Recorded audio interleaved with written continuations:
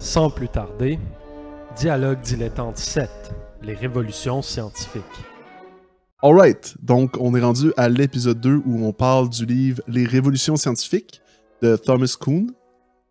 Donc de quoi tu voulais nous parler maintenant, Justin? J'imagine que tu voulais explorer un peu plus les idées du livre. Exact, donc le but ce serait de regarder les concepts vraiment centraux dans la théorie de Kuhn, puis de voir comment ça décrit l'évolution puis le progrès dans la science. Parfait. Le premier concept, donc il faut se rappeler, Kuhn, c'est une vision historique qu'il a de la science. Donc lui, il voit dans la science un processus historique. Donc son premier concept important, c'est celui de la préscience. Donc il va dire, avant la science, comme on la connaît aujourd'hui, par exemple, avant la révolution de Galilée, il existe des théories physiques, par exemple, ou des théories chimiques. Mais le problème, pourquoi c'est pas la science, la vraie science avec un grand S, c'est parce qu'on n'a pas de thèse centrale qui unissent toutes les différentes théories. On a quelques petites expériences à gauche, à droite qui expliquent certains phénomènes, mais on n'est pas capable de mettre tout ça dans un ensemble cohérent. Donc, il va dire, le problème, pourquoi c'est pas vraiment de la science, c'est parce que les praticiens de cette entreprise-là, qu'il appelle la préscience, à chaque fois, ils doivent recommencer la justification du début. Donc, à chaque fois, ils doivent expliquer c'est quoi toute leur idée avant d'expliquer pourquoi leur expérience prouve ce qu'ils veulent prouver. Ils peuvent pas prendre pour acquis que le lecteur va connaître leurs idées de base parce qu'en fait, personne s'entend sur la base. Donc, tout le monde doit toujours faire le travail de A à Z, puis le progrès est très lent. OK, donc il n'y a comme pas de consensus scientifique. Puis ça fait en sorte que à chaque fois que tu sors quelque chose, il faut que tu rappelles d'où tu viens dans ta publication ou dans ton œuvre. C'est ça. Puis, pour justifier en quoi ton expérience est valide. Ou par exemple, puis c'est ça. Puis il va dire à l'époque de préscience, ce qui va être privilégié, ce sont les gros livres, les traités. Donc, on va publier des grosses briques qui expliquent de A à Z tout, tandis que, contrairement à la science qu'il qualifie de normale, on peut juste publier des petits articles parce que tout le monde s'entend sur une base commune, donc on n'a pas besoin de recommencer puis de réécrire le livre à chaque fois. OK, puis est-ce qu'il y a une période pour cette préscience-là? Est-ce qu'il y a une période où, mettons, où ce qu'il voit, où ce que ça l'a fini, ou c'est juste vraiment une définition d'un principe? Ben lui, il va y aller par... il va définir la préscience par rapport au paradigme qu'elle va finir par constituer. Donc, par exemple, il va dire il y a une préscience des théories de l'électricité. Donc, par exemple, avant qu'on ait une vision moderne, cohérente de ce que c'est l'électricité, on avait plein de théories différentes qui s'entremêlaient puis qui se débattaient entre elles, mais ça a pris...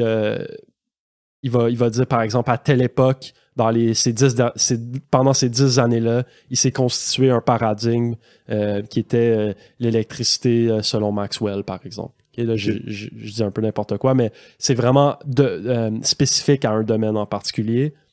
Donc peut-être c'est quelque chose que j'ai pas dit au début, mais la catégorie de préscience et ensuite de paradigme et tout, c'est propre à un domaine assez restreint en particulier. Donc, dans une des branches de la science, on pourrait être en préscience, tandis que dans une autre, on pourrait être très avancé. Ah, OK. Fait que c'est pas la science avec le grand S, c'est vraiment pour chacun des petits groupes, chacune des petits... Okay, ouais, exact. Puis donc peut-être que j'avais pas été assez clair, mais je pense que là, c'est bon. Ouais. Okay. Donc là, il va dire, ça, c'est la préscience. Ensuite, il y a la période où il y a la constitution d'un paradigme. Donc là, c'est... généralement, il va dire c'est une technique d'expérimentation va être développée qui va révolutionner notre compréhension d'un domaine. OK?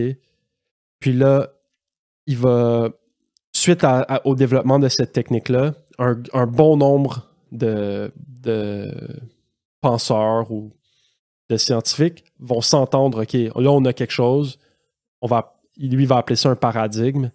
Puis ensuite, les scientifiques vont faire ce qu'ils qualifient de science normale.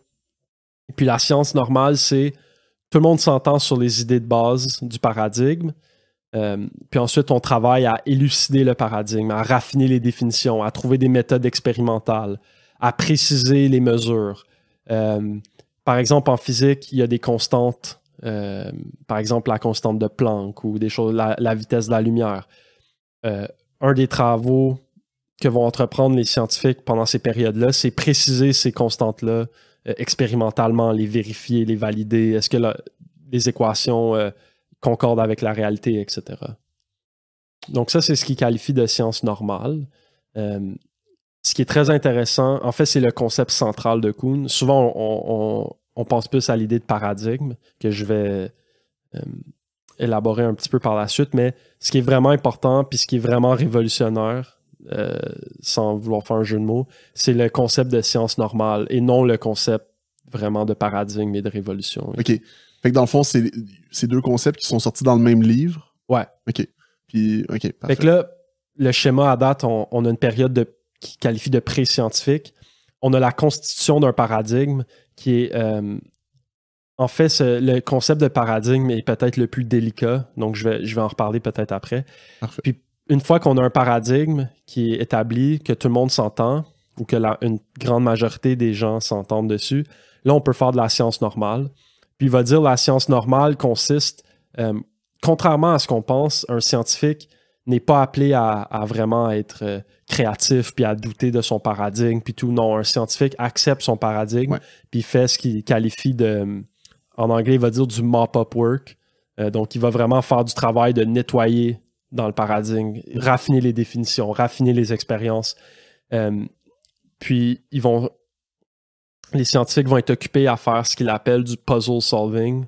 Donc, ça, c'est un autre concept vraiment important, c'est que les scientifiques, au final, ils s'entendent sur les règles du jeu, ils s'entendent sur c'est quoi les problèmes importants, ils s'entendent sur c'est quoi des solutions acceptables, puis ils vont travailler à résoudre des petits casse-têtes à gauche, à droite. Puis c'est ça que ça fait un scientifique, c'est pas l'image qu'on a d'Einstein qui révolutionne le monde. Il dit c'est pas vraiment ça que ça fait des scientifiques. Ouais, puis ça fait penser aussi, il y avait un mime dans le temps où les mimes étaient pas plus populaires, là, où ce qui sortait, qui disait, c'était quoi un doctorat, par exemple, puis t'avais le gros cercle, t'avais comme le petit cercle qui sort pour le doctorat, ça fait un peu penser à ça, comme si genre le gros cercle, c'était ce qui était établi, puis ce qu'on considère comme vrai, mais la plupart des gens qui sont scientifiques vont avoir tendance à, ça va être porté à agrandir le cercle plutôt que de remettre en question le cercle et tout ça. Ouais, vraiment.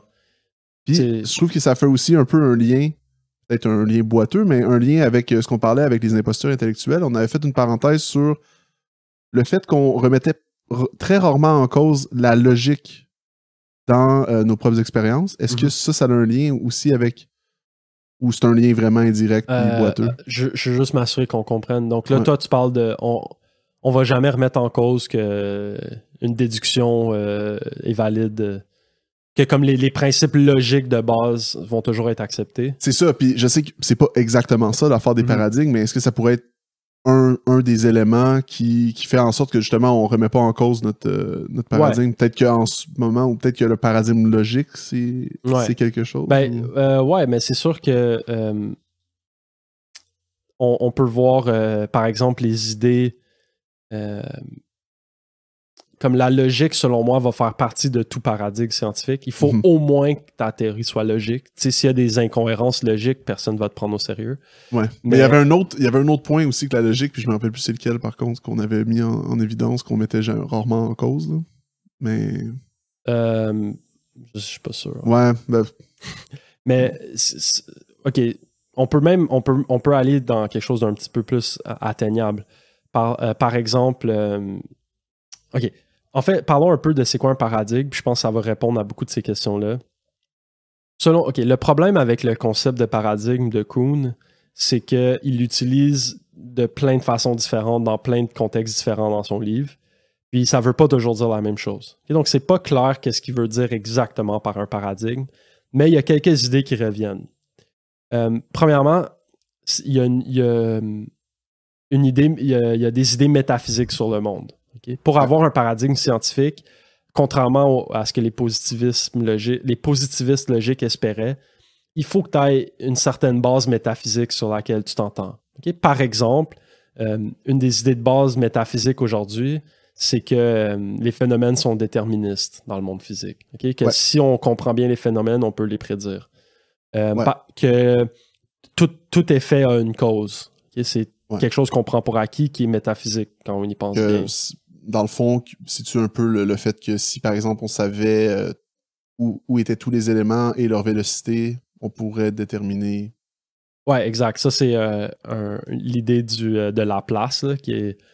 Il avait dit, s'il existait une intelligence qui savait à un certain point toutes les vitesses et toutes les positions de toutes les particules dans l'univers, il verrait du même coup le présent, le passé, le futur. Puis il pourrait tout prédire. Donc ça, c'est vrai si on accepte que, ultimement, la réalité est matérielle, puis que si on comprend la réalité matérielle, on comprend le monde physique. Okay? Donc, il faut, pour faire la physique aujourd'hui, on n'a pas vraiment le choix d'accepter que la matière, le monde est constitué de matière, puis que si on comprend la matière, on va comprendre le monde.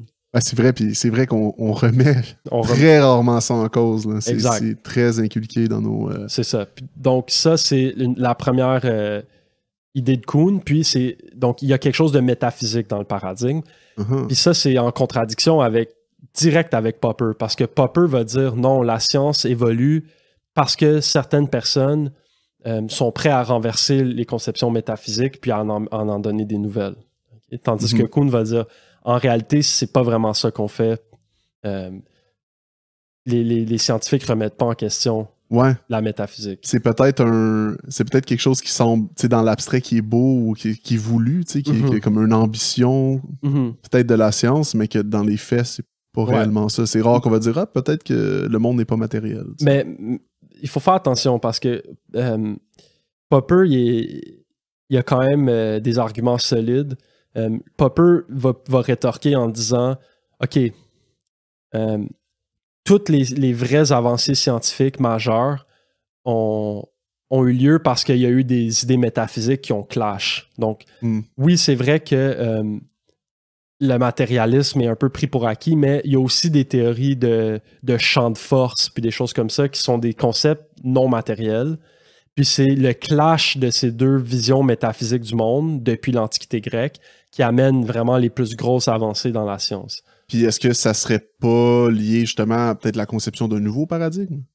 Ben, en fait, Popper va passer beaucoup de temps à se débattre avec Kuhn, comme pas juste à travers des livres. Là, ils vont vraiment aller dans des conférences, puis les deux vont parler chacun leur tour. Ils vont faire un show avec leur... Ben, ils font pas un show, mais il y a comme... tu sais, Kuhn va donner une conférence, Popper va donner une conférence, puis le Kuhn, dans quelques jours, il va répliquer, puis... OK, donc, je comprends. Ils étaient dans le même cercle académique, mais... Puis est-ce que... Je sais que ça... C'est pas important, mais est-ce qu'ils s'entendaient bien ou c'était juste comme une genre de bagarre intellectuelle seulement? J'ai aucune idée si dans leur vie privée ils s'entendaient bien. Ouais, gossip qui est pas utile à savoir. Je pense qu'ils avaient un respect mutuel l'un envers l'autre. Okay. Mais tu sais, Kuhn va dire, Popper va dire par exemple, c'est pas vrai qu'à un moment donné, tout le monde prend pour acquis la métaphysique. Il y a constamment des dissidents, il y a constamment des gens qui remettent en question, puis c'est à cause qu'il y a ça, puis qu'il y a un clash entre des différentes vision métaphysique du monde que la science évolue. C'est pas parce qu'on prend dogmatiquement pour acquise une métaphysique puis on avance. Lui va dire au contraire, ça c'est dangereux parce que ça va éliminer la créativité puis on va juste finir par stagner. Mais oui, ouais, je comprends. Mais OK. Mais puisque de toute façon, c'est pas prescriptif, mais descriptif, ce qui fait Kuhn. Ouais, mais Popper va dire t'as pas une bonne description de l'histoire. T'as pas bien compris l'histoire. Ah, OK. Tu comprends? Ouais, je comprends. Puis ensuite, il va dire... Mais tu vois, c'est là un peu le clash, c'est que Popper, il va être... Popper, d'un point de vue métaphysique, il a beaucoup réfléchi à son affaire, puis ça a du sens. Kuhn, peut-être sa faiblesse, c'est dans la métaphysique, dans la partie métaphysique des paradigmes. Selon moi, c'est là c'est que ses arguments sont les plus faibles. Mais là où les autres aspects qui rentrent dans un paradigme, c'est là que Kuhn a beaucoup de force. Donc, il y a une idée métaphysique. Ensuite, il y a une espèce d'organisation sociale entre les scientifiques. Donc, les scientifiques vont s'associer par domaine d'intérêt puis vont travailler ensemble. Ça, on pourra en parler après. Puis là, la partie où je pense que les idées de Kuhn sont les plus fortes, c'est dans les techniques et les expériences. Donc, dans un paradigme kuhnien, il y a un ensemble de techniques et d'expériences qui sont acceptées et considérées légitimes. Donc, si tu veux faire une expérience, un certain type d'expérience chimique, tu vas devoir utiliser, par exemple, de l'oxygène pur à tel pourcent avec... tu vas devoir prendre telle et telle précaution, tu vas devoir utiliser tel outil pour mesurer telle valeur, etc. Puis il y a toute une espèce de règle plus ou moins implicite ou explicite, dépendant du contexte, mais qui guide les scientifiques dans leur expérience. Puis si toi, tu arrives puis tu dis « Ah, mais j'ai fait de l'oxygène sur mon poêle dans ma cuisine, puis j'ai contredit toute votre théorie », les scientifiques vont dire « Ton expérience ne rentre pas dans les techniques légitimes de la science. » Ah, mais j'avoue que c'est un aspect quand même très, très important. Puis ça fait partie du paradigme aussi. C'est ça. Mais en fait, c'est ça l'affaire avec Kuhn, c'est que il est jamais trop... Des fois, il va dire un paradigme, c'est ci. Puis des fois, il va dire un paradigme, c'est ça dans son livre. Puis il y a un article vraiment intéressant, justement à la conférence où Kuhn et Popper débattent. Il y a d'autres gens qui parlent. Puis il y a une femme qui présente une conférence. Elle est linguiste. Puis c'est une pionnière dans la linguistique computationnelle. Donc, c'est une des premières à mettre en place un centre de recherche pour utiliser des ordinateurs, pour étudier la langue, etc. Wow. Bref, elle s'appelle Margaret Masterman. Puis elle va faire une analyse textuelle de Kuhn, puis elle va dire, OK, j'ai relevé 21 définitions différentes du paradigme. Puis c'est pas un livre très long, là. C'est comme un livre de 250 pages peut-être.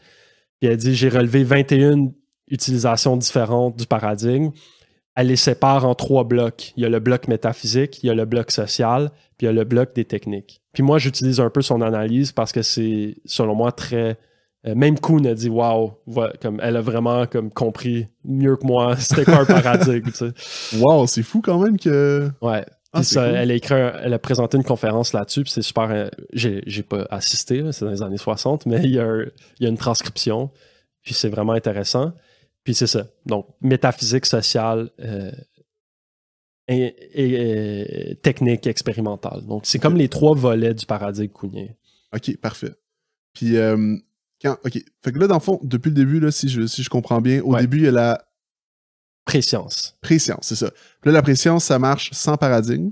Sans paradigme. Sans paradigme, sans, mettons, consensus ou sans manière de fonctionner, comme tu dis, avec la technique. Les différents acteurs, les différents scientifiques vont avoir des visions métaphysiques du monde différentes, ils vont faire leurs expériences différemment, ils vont pas s'entendre sur les bonnes méthodes. Puis tout le monde va recommencer le travail de A à Z chaque fois. Voici c'est quoi la métaphysique que j'utilise. Voici comment j'ai fait mes expériences. Puis on va écrire des gros livres, puis on va pas avancer rapidement. Mais c'est fou quand même parce que c'est vrai que quand il y a une nouvelle, un nouveau type de... Tu sais, j'imagine que quand le AI est sorti la première fois, est-ce que prescriptivement, est-ce qu'on peut voir que ça l'a aussi suivi ça? T'sais, est-ce que ça l'a aussi suivi une préscience avec un paradigme ensuite?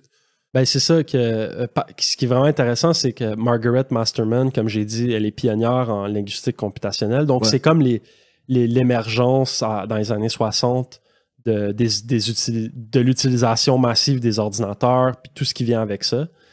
Donc, aujourd'hui, étudier la langue avec des ordinateurs, c'est une branche du AI, si on veut. C'est the Natural Language Processing qu'ils appellent. Puis elle, justement, c'est ça qu'elle va dire. Elle va dire, l'aspect le plus important dans la constitution d'une science, c'est une nouvelle technique. Donc, avec l'ordinateur, on a une nouvelle technique. Puis c'est là qu'on va créer un paradigme, mais notre paradigme, il va jamais être au début, il ne sera pas bien défini. On va juste savoir, OK, on a une nouvelle machine. Maintenant, comment on s'en sert? Comment on utilise ça pour avancer? Puis, c'est là qu'elle dit beaucoup de scientifiques ont accepté Kuhn à bras ouverts. C'est enfin, comment est-ce que si je lis du Popper, moi je me retrouve pas là-dedans, je suis dans une science où j'ai même pas d'idée de qu'est-ce que je fais, je suis juste en train d'essayer d'utiliser des ordis. Comment est-ce que je peux avoir des conceptions métaphysiques implicites et tout? Il dit ça, je suis juste en train d'explorer une nouvelle technique en fait. Ouais. Puis Masterman va défendre cette idée-là. OK. Wow, c'est fou ça. C'est vraiment intéressant. Ouais. Fait que là, il y a, mettons, il y a la préscience, puis ensuite, il y a un paradigme qui se forme. Ouais. Puis ensuite de ça, tu sais, la linguistique, veut pas, il y avait un paradigme qui existait avant. En général, mettons. Mais, OK. Oui, mais en fait, les paradigmes sont vraiment par discipline ou même par sous-discipline. Donc, elle va dire, en linguistique computationnelle, on n'avait pas vraiment un paradigme, on avait juste un nouvel outil. C'est ça. Ouais. Mais donc, il y a des paradigmes qui se créent à l'intérieur des paradigmes aussi. Ouais.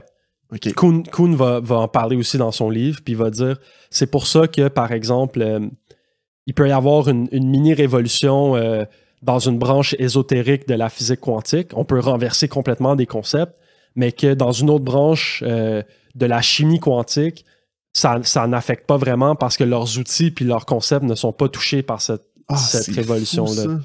Ah non, mais c'est vraiment fou parce que c'est vrai que des fois, tu vois, admettons, là, tu vois des sciences qui viennent d'arriver, comme justement des nouvelles techniques qui viennent d'arriver. Comme là, il y a quelqu'un, mettons, qui essaie de lire dans les rêves. C'est la seule personne qui fait ça. Mm-hmm. Puis il y a des images un peu étranges et tout ça. Puis là, tu te dis, bah, ben, c'est une nouvelle technique complètement. Puis comment il peut vraiment évaluer si c'est vraiment bon ou quoi que ce soit. Mais, tu sais, mettons, c'est vraiment. Il n'y a pas encore de paradigme créé par rapport à la lecture des rêves, mais il y en a en neurosciences, par exemple. Exact. Puis c'est vrai que quand il y a une nouvelle science comme ça qui sort, on dirait qu'il y a plein de monde avec plein de différentes techniques qui ont vraiment une conception différente. Puis à ce moment-là, ça n'a pas l'air vraiment d'une science où, justement, ça a l'air un peu, ben pas ésotérique, mais ça a l'air juste pas structuré. Comme, ouais, exact. Mais on est un peu en train de tâter le terrain. On ne sait pas est-ce que ça va marcher. J'ai des idées, je vais brancher des électrodes puis projeter sur je sais pas comment il fait pour essayer de lire des rêves, mais clairement au début il est pas trop sûr de qu'est-ce qu'il fait là. Ben non, c'est ça.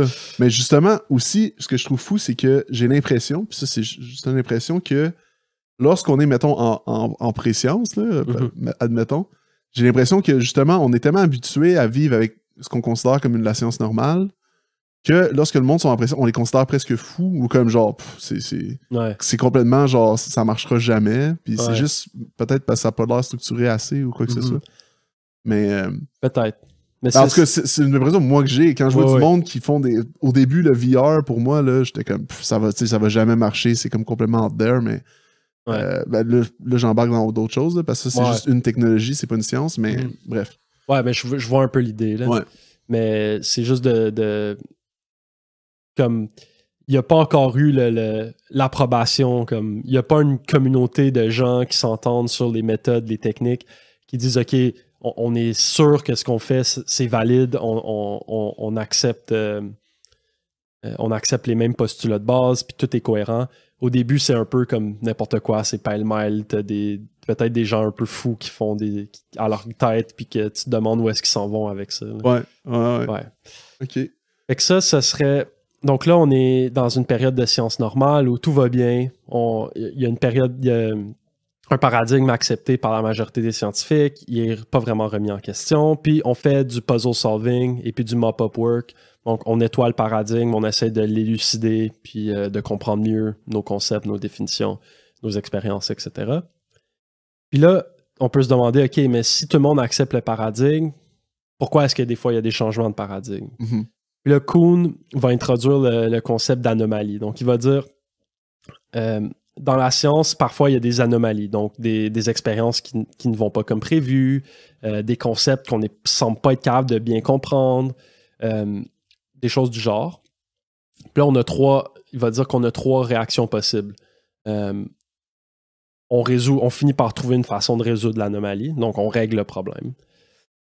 Je sais pas, on change notre expérience, on se rend compte qu'il y a une interférence de comme des ondes du micro-ondes dans la cuisine, fait qu'on met un mur de plomb, puis là ça marche, par exemple. Ensuite, deuxième façon de résoudre l'anomalie, c'est de l'ignorer, de dire je sais pas quoi faire avec ça, mais on va attendre, on va attendre à plus tard, on va laisser les futures générations régler ça. Puis la troisième façon, c'est à travers la révolution. Donc, il va dire que historiquement, quand il y a une accumulation d'anomalies, les scientifiques, il y a 3 symptômes qu'on voit chez les scientifiques qui disent qu'on est dans une période de crise.